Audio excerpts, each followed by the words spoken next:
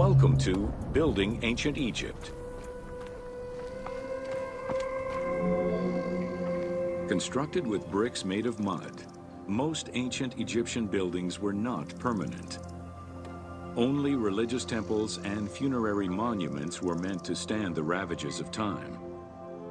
For these very important structures, Egyptians used limestone, sandstone, and harder materials, such as granite, quartzite, and travertine. These heavy stone blocks were so prized that they were often transported from quarries located hundreds of kilometers away.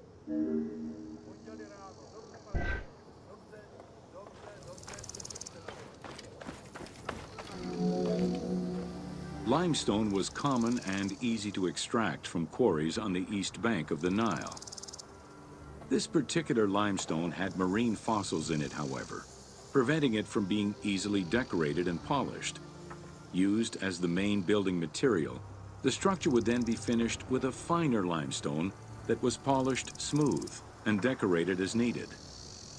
Limestone was used for the building of the first pyramids and for most of the religious buildings of the Old and Middle Kingdoms.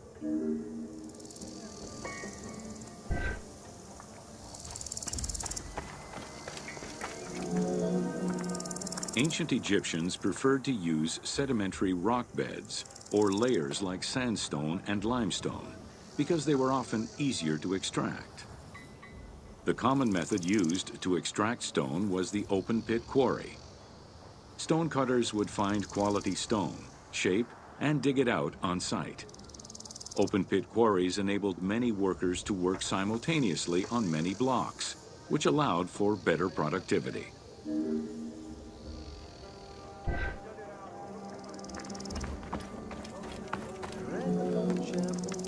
Workers would draw a large grid directly on the stone's surface, taking care to leave a space between the blocks.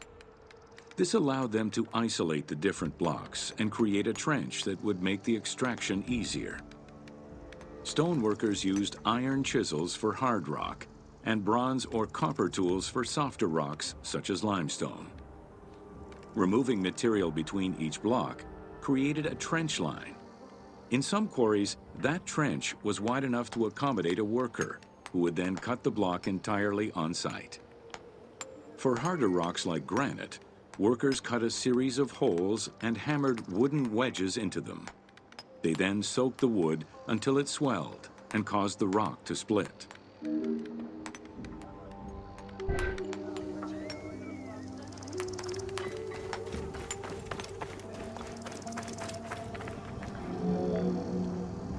The gallery extraction technique was used when the desired rock was buried under layers of rubble.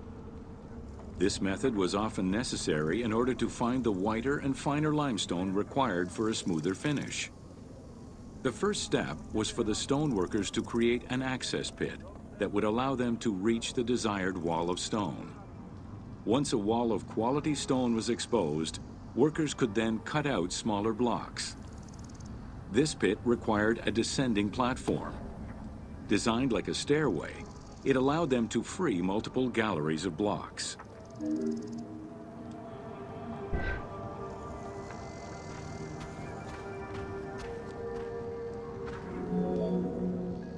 To cut the stone, they created a longitudinal kerf, or slit, and then cut the rock at a 90-degree angle.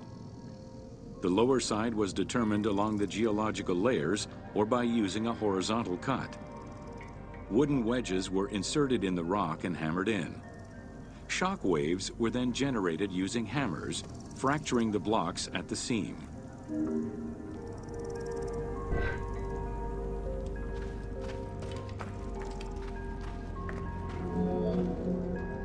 To maintain the stability of these mining pits over the course of quarrying, workers would leave support sections of unexcavated rock.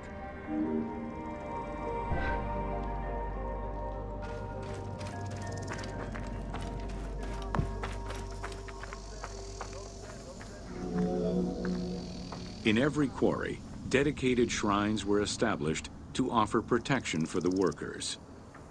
In particular, Serket, the scorpion goddess, was considered a very powerful deity among quarry workers. Every mine and quarry of ancient Egypt included a scorpion charmer, who was said to use magical powers to ward off the dangerous insects and keep the workers safe.